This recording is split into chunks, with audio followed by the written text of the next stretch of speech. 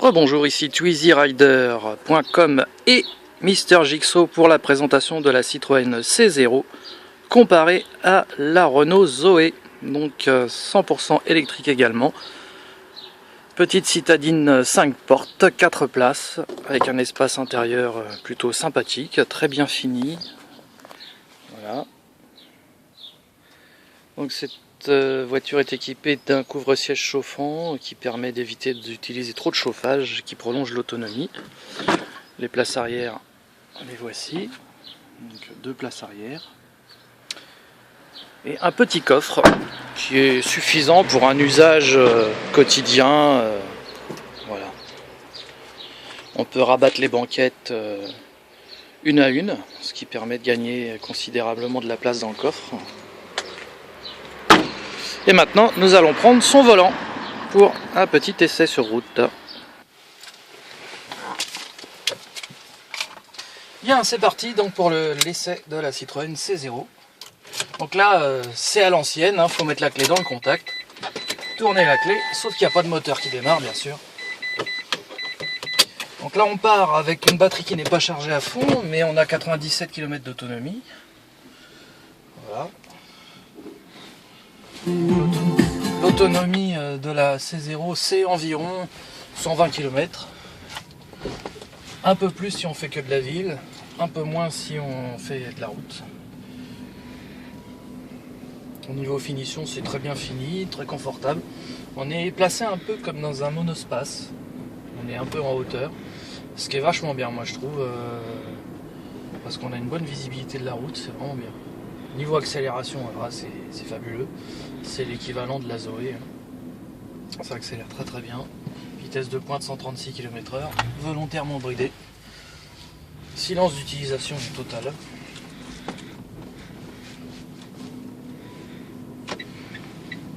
Donc de série, il y a 6 airbags, il y a la centralisation des portes, radio CD MP3 Bluetooth avec connexion par du téléphone dessus. Enfin, on est assez bien équipé. En revanche, il n'y a pas de GPS. C'est une option. Bon, un smartphone suffit pour mettre un GPS dans la voiture, tout simplement. Voilà. Il n'y a pas non plus de régulateur de vitesse. Il y en a qui disent que c'est inutile sur une citadine. Moi, je trouve pas, parce que quand on prend le périph', on peut se caler à 80 par exemple. Voilà. Mais ils n'ont pas jugé utile de le mettre. C'est un peu dommage. Petit bémol. Enfin, c'est un détail.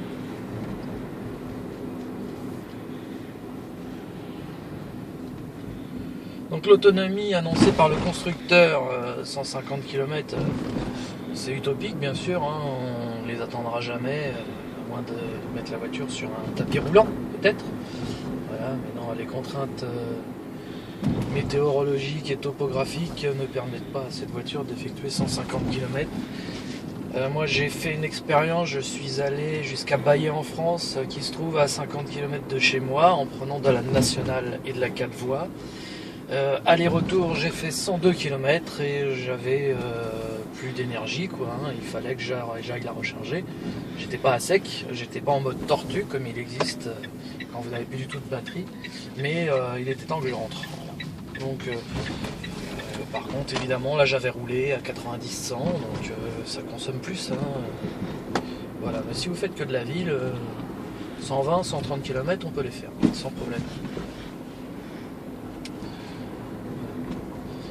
Là, on constate que l'autonomie annoncée de 97 km quand je suis parti vient de monter à 99 km parce que je roule tranquille. Voilà. Donc on a plusieurs modes de conduite. On a une zone éco. Tiens, filme un peu la zone. Voilà.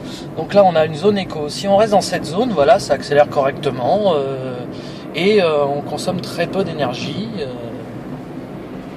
Et si on dépasse, donc on a une deuxième zone qui est la zone intermédiaire qui permet de grimper des côtes, d'avoir des accélérations un peu plus franches. Et on a une troisième zone, la zone power, qui là vraiment permet de faire des dépassements, d'accélérer très franchement et vraiment c'est très, très agréable. L'accélération est très très franche. La tenue de route, c'est celle d'une citadine standard, avec un peu d'inertie parce que la batterie pèse quand même assez lourde, 300 kg. Donc la voiture pèse un peu plus d'une tonne. Pour une petite citadine, c'est beaucoup, mais à la conduite, ça se ressent pas. Elle est suffisamment nerveuse pour que le poids ne grève absolument pas les performances.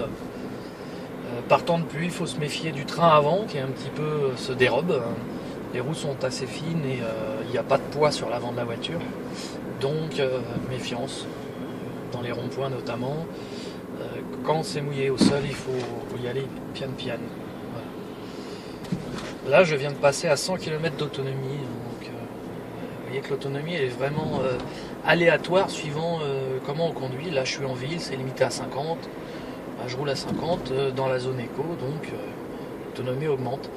Dès que je vais emprunter de la nationale et que je vais rouler à 90, l'autonomie va descendre et puis elle remontera quand je reprendrai la ville. Donc l'autonomie annoncée au départ est à peu près bonne.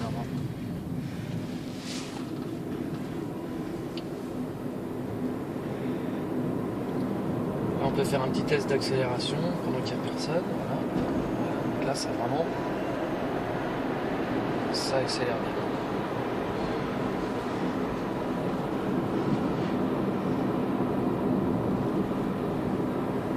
Donc, contrairement à la Zoé, il n'y a pas de bruit extérieur pour les piétons. Donc, il faut faire attention, notamment dans les parkings des supermarchés. Et puis, il n'y a pas non plus le sifflement spécifique du moteur électrique. Alors, il y en a un, mais il est tellement léger qu'on ne l'entend pas. Parce que tous les moteurs électriques sifflent légèrement.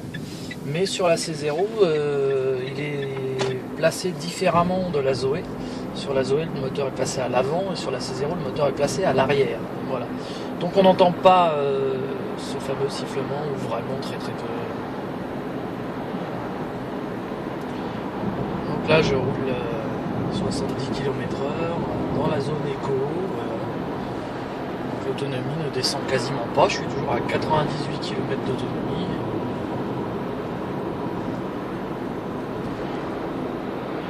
Et dans un silence vraiment excellent. Donc moi, j'ai passé tout l'hiver avec cette voiture. J'ai roulé par des températures de moins 10 degrés. La voiture couche dehors dans mon allée. Donc petite astuce pour préchauffer la voiture, parce que ça n'existe pas sur la C0, c'est d'utiliser un petit radiateur ventilé. Voilà. Vous mettez 10-15 minutes en route avant de partir et vous entrez dans une voiture préchauffée et décongelée. Donc vous gagnez un gain d'autonomie. Ensuite on met le chauffage en mode automatique. Donc là on va accélérer un peu. Hop. Les accélérations sont très franches, Là on est déjà à 90 km/h. Vraiment, ça accélère très très bien. C'est surprenant pour une petite citadine, elle a une accélération de grosse berline. C'est vraiment bluffant. Donc l'hiver, moi je mets le chauffage en position automatique ici, voilà, là sur automatique, et ici en position 2, tac tac. Et ça permet d'avoir un filet d'air chaud qui suffit à ne pas avoir froid dans la voiture et qui ne va pas trop bouffer l'autonomie du véhicule. En moyenne, l'hiver, en ayant préchauffé ma voiture avant de partir, en utilisant mon siège chauffant et un petit filet d'air chaud, je fais un petit peu plus de 80 km d'autonomie. Ce qui me suffit à mes trajets quotidiens, puisque je ne dépasse pas 50-60 km par jour. Donc, c'est parfait pour moi.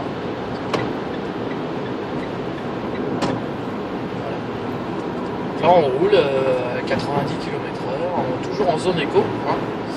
L'autonomie a un peu baissé, elle est passée à 93 km, mais elle ne peut pas non plus tout le temps monter, je suis quand même en train de rouler, donc voilà, c'est tout à fait correct.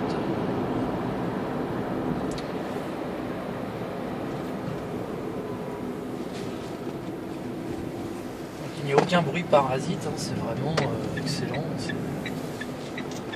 Par le bruit des pneus, c'est tout ce qu'on entend dans cette voiture.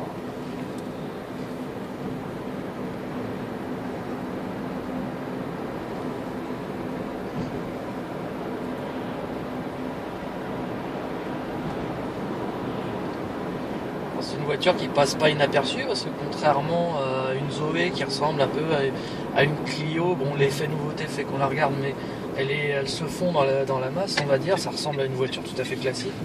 Alors que la C0, on voit vraiment que c'est une voiture électrique parce qu'elle a un design très particulier.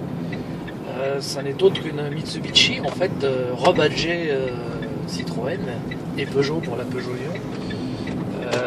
La garantie de la batterie chez Citroën et Peugeot c'est 5 ans ou 50 000 km, ça me paraît pas beaucoup au niveau du kilométrage de la batterie, sachant que la Mitsubishi i-MiEV, qui est exactement la même voiture équipée de la même batterie, est garantie 150 000 km chez Mitsubishi. Donc on en déduit que Citroën n'a pas voulu se mouiller, mais qu'on peut tabler sur 150 000 km avec une batterie de C0 sans aucun problème. Quand ils disent 150 000 km, ça ne veut pas dire qu'au bout de 150 000 km elle est morte. Ça veut dire qu'elle n'aura plus la même autonomie, ça baissera un peu. Voilà, donc c'est une voiture avec laquelle je suis sûr qu'on peut largement faire les 200 000 km, c'est-à-dire la durée de vie d'une citadine. Voilà, après je ne sais pas si on fait beaucoup de kilomètres par an, moi j'en fais à peu près entre 15 et 20 000, donc pour atteindre les 100 000 km il va me falloir 5-6 ans, donc dans 5-6 ans il sera temps de la changer, il n'y aura pas de problème. Et en espérant que les prix des batteries baisseront et la technologie évoluera. Donc là, ça fait un petit moment qu'on roule quand même, et je suis toujours à plus de 90 km d'autonomie. Voilà, en ayant une conduite tout à fait normale, entre éco-conduite et conduite normale, c'est-à-dire je ne suis pas brutal, mais je ne suis pas non plus mou au volant. Voilà, je roule tout à fait normal, j'aspecte à peu près les limitations de vitesse. Voilà. Et puis dès qu'une ligne droite se présente, hop, on met un petit coup d'accélérateur, histoire de se faire un peu plaisir. Voilà.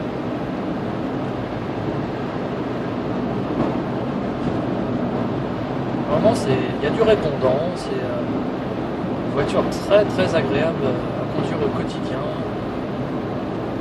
En deuxième voiture du foyer, c'est parfait. Évidemment, on ne peut pas avoir une voiture électrique en voiture principale, c'est pas possible, parce qu'on ne pourrait pas l'utiliser pour des grands trajets. Mais en véhicule de seconde main, on va dire, c'est super. C'est un véhicule qui vaut 29 500 €. Alors là, ça fait bondir, parce qu'effectivement, ça ne les vaut pas, faut pas exagérer. Mais il y a des promotions de temps en temps. Moi, j'en ai bénéficié. J'ai acheté cette voiture 12 900 € chez Citroën, avec une garantie de 4 ans sur la batterie, 2 ans sur le véhicule. Elle avait très peu de kilomètres, 3000 km. Voilà. Et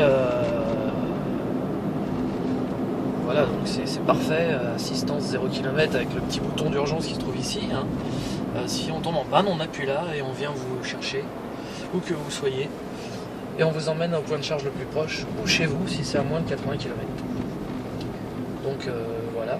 La C0, l'énorme avantage de la C0, c'est que par rapport à une Zoé, on peut la charger sur une prise classique 220 volts, en ayant bien sûr une installation électrique récente, un compteur suffisamment puissant. Pour ma part, c'est un modèle 2011, celle-ci, elle est donc équipée d'un chargeur 16 ampères.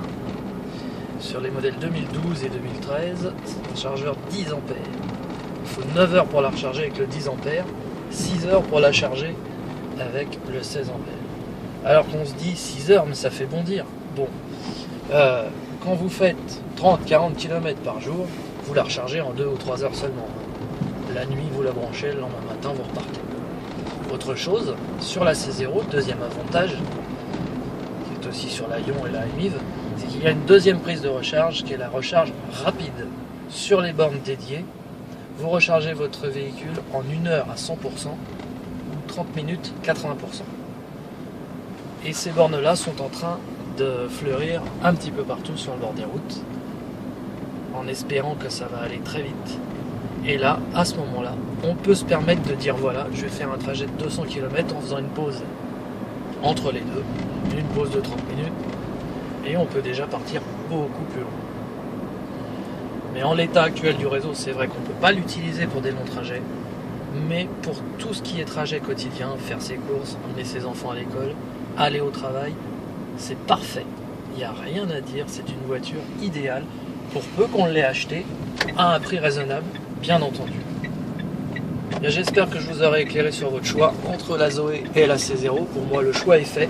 Je préfère la Zoé au niveau du design, mais la C0 est beaucoup plus pratique. Et donc, je reste C0. A bientôt sur twizyrider.com avec notre caméraman préféré, Mister Jigsaw. Salut à tous!